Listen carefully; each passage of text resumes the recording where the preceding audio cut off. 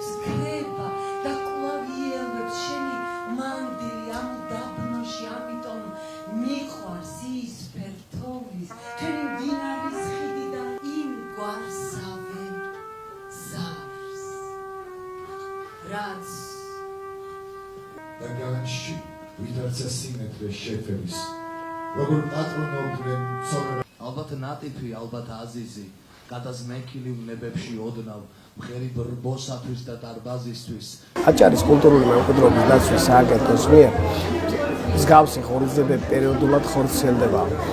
ეს ღონისძიება ემსახურება იმას, რომ ურბანული კულტურული მემკვიდრეობის ძეგლები გავაცოცხლოთ ის ისტორია, რომელიც ჩვენი წინაპრების მიერ შემორჩა ბართომის ურბანულ პოლიტიკას.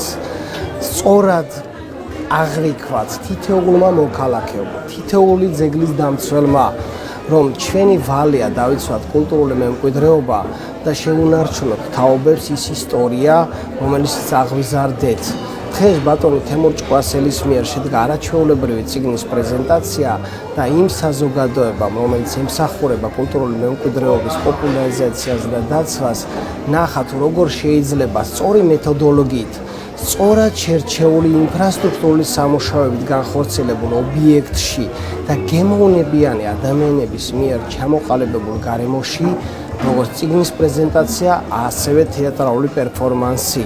თქმა უნდა, ნებისმიერ მკითხველთან შეხვედრა ყოველთვის საინტერესოა, მაგრამ ბათუმთან განსაკუთრებული სიყვარული მაქვს ბათუმთან და ბათუმელებთან და თქვი კიდევ დღევანდელი საღამოს დასაწყისში, რომ აი აქ 22 წლის წინ ამ სექციაში პირველად შემოვდემეთქი და აი ამ კედლაზე ზუსტად თაროზე იყო ჩემი პირველი წიგნი.